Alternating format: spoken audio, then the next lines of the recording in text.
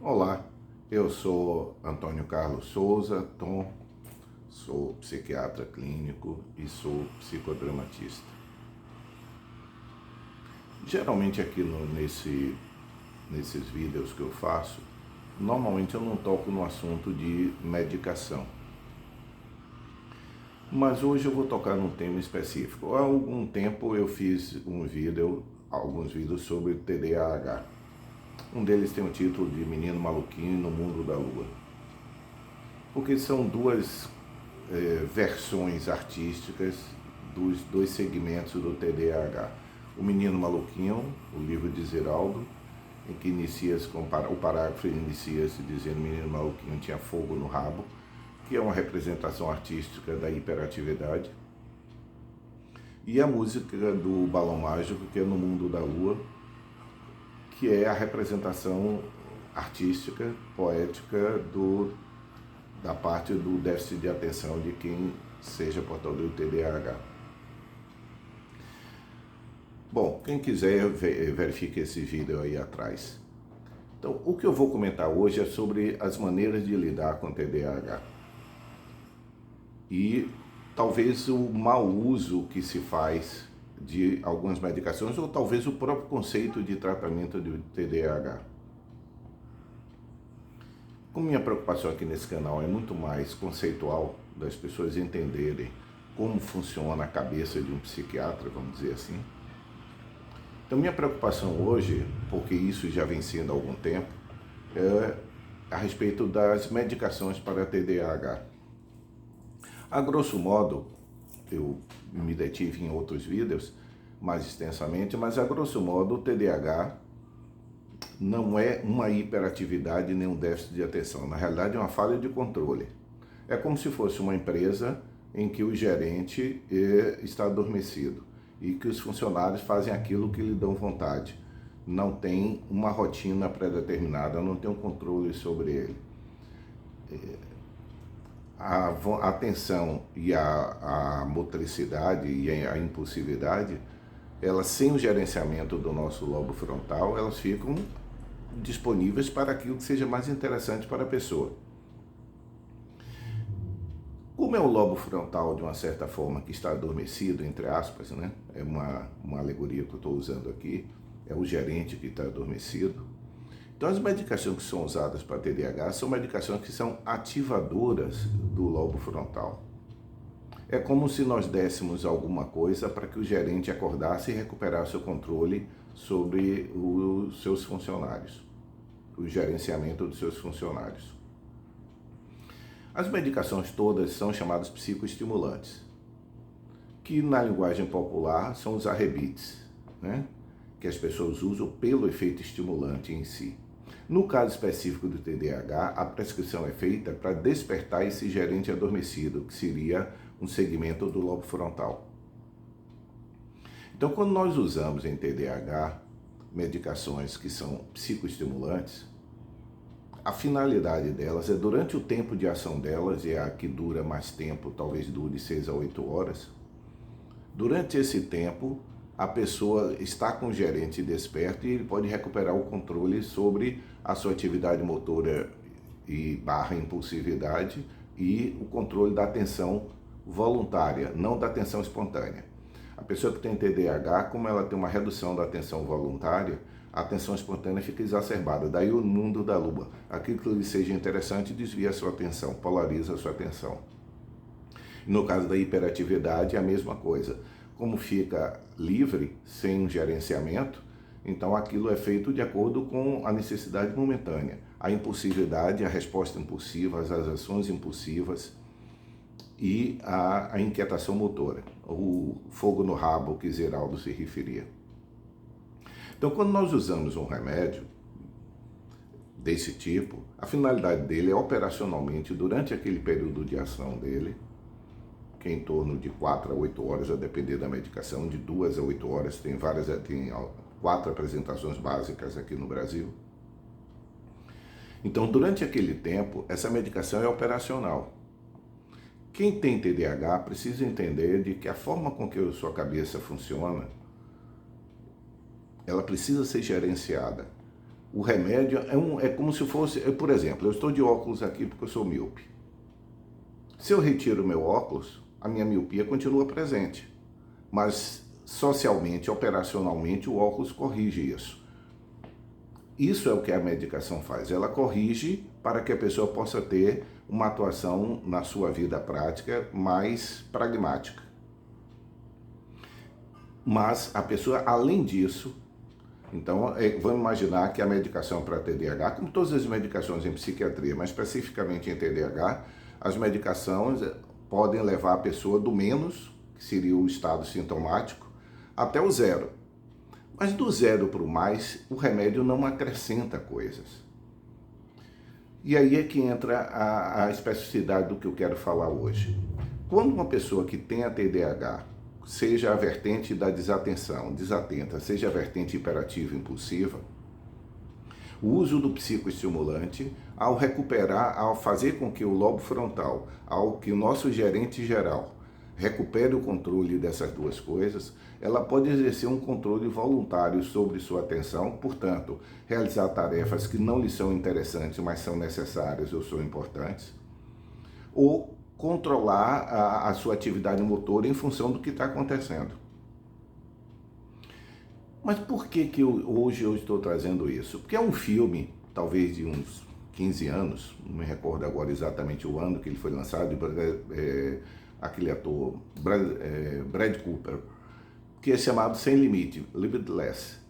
Nesse filme, ele experimenta uma droga nova que potencializa todas as funções dele psíquicas.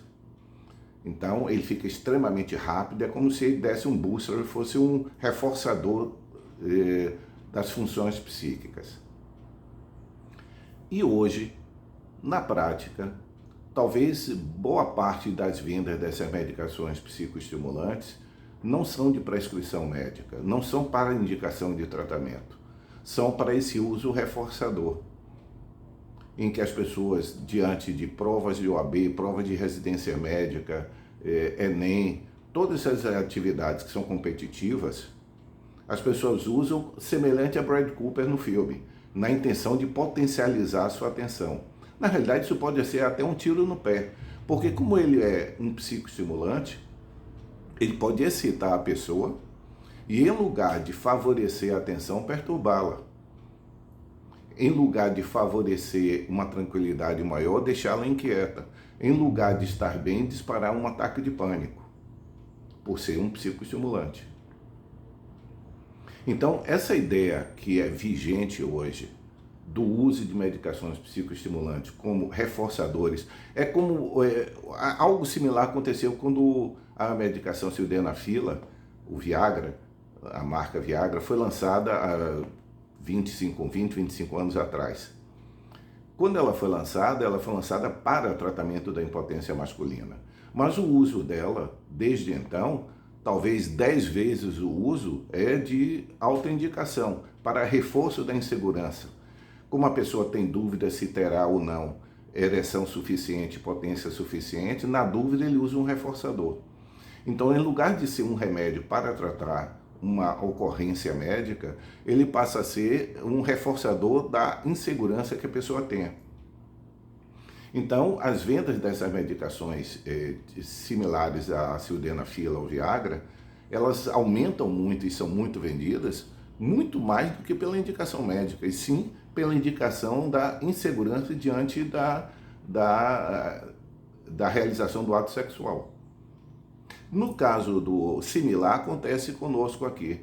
O uso desses psicoestimulantes hoje, que é espalhado, os blogs de concurso, os fóruns de concurso, todos indicam isso, é quando em todas as farmácias começa a faltar psicoestimulante, as pessoas que tomam por indicação médica começam a ter necessidade de ficar buscando, pagando mais caro. Por quê? Porque o mercado fica altamente consumidor. Pela ideia que passa no filme de Brad Cooper, de que existe um remédio que aumenta a nossa capacidade. A mesma coisa acontece com o Viagra. O Viagra não aumenta a capacidade da pessoa, ele diminui a insegurança. No caso específico nosso, que nós estamos tratando aqui do psicoestimulante, além de ele ser um reforçador da segurança da pessoa, na maior parte das vezes de autoindicação, na realidade ele pode comprometer a atenção pela inquietação que a pessoa fica, porque aumenta a vigilância da pessoa, a pessoa pode ficar, trabalhadores que precisam se estender muito tempo, usam, e na linguagem popular é chamado de arrebite. E eles usam exclusivamente para não dormir. Mas ao fazer isso, ao ficar continuamente ligado para fazer uma coisa, ele está sujeito a um risco alto pela exaustão que ele fica. Então, esse vídeo hoje é para chamar a atenção de uma coisa, novamente, para todas as pessoas que usam não como indicação médica, mas por indicação de fórum de concurso, por indicações de colega, por boca a boca, que diz que esse remédio é bom para fazer prova, esse remédio é bom para aumentar a sua atenção. Não. Eu sendo míope, eu usar óculos corrige a minha miopia, eu passo a ter uma função normal de visão. Se eu não for míope e alguém colocar esse óculos meu, isso não vai favorecer, não vai melhorar a visão dele com o óculos. Pelo contrário, vai piorar a visão dele. Eu gostaria que essa imagem ficasse com vocês.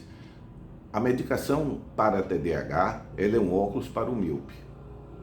A medicação usada por autoindicação, para concurso, para tudo, é como uma pessoa que pensa que eu estou enxergando, Antônio Carlos, você enxerga bem de óculos, enxerga, então me dê seu óculos aí que eu vou colocar. Meu Deus, eu estou enxergando melhor. Não, pelo contrário, eu estou enxergando pior. Gostaria de deixar esse lembrete.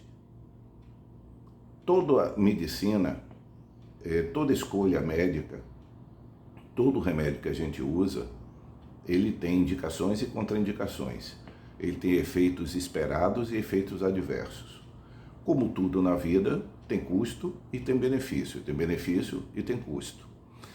A autoindicação desse remédio pode levar a vários problemas, não só no desempenho específico, que pode piorar o desempenho da pessoa, no comprometimento do sono normal da pessoa e no disparo de quadros psiquiátricos outros, quadros que podem eventualmente ser de transtorno de humor, quadros de transtornos ansiosos, transtorno de pânico, entre eles, por ser exatamente um estimulante. Então esse é o lembrete de hoje. Revejam aquele vídeo que eu já fiz sobre TDAH, mas especificamente hoje vamos pensar de que remédio é feito para tratar sintomas e doenças. Remédio não é feito para aumentar a capacidade da pessoa. Remédio remove, se ele funcionar bem, ele remove obstáculos, mas ele não acrescenta soluções na vida da pessoa. Daí porque o tratamento TDAH necessariamente precisa ser complementado, além do remédio, ele precisa ter uma terapia específica para ele. Ou seja, a pessoa precisa aprender a lidar, construir sua vida em razão, levando em conta que ele tem o déficit de atenção, que por um lado, para determinadas coisas é altamente ruim, para outras abre um campo de criatividade muito grande. Então, a cabeça de quem tem TDAH, o lado desatento, por exemplo, é a cabeça de uma pessoa que tem um hiperlink de internet, em que cada clique que dá remete para uma página nova. Tanto isso pode ser ruim, como pode despertar curiosidade e despertar novidades na pessoa. Então, tratar TDAH é usar a medicação como um óculos se é usado para o míope, fazer a terapia para TDAH, para ajudar a pessoa a entender como ela funciona e como ela pode aumentar o rendimento dela, levando em conta as dificuldades que ela possa ter e as vantagens. A gente não pode esquecer que TDAH também pode ter um lado desvantajoso numa sociedade competitiva como a nossa, mas tem um lado criativo que pode ser organizado, pode ser muito ajudado. Mas medicação de TDAH absolutamente não melhora o rendimento da pessoa. Pode piorá-la. Espero que haja sido útil.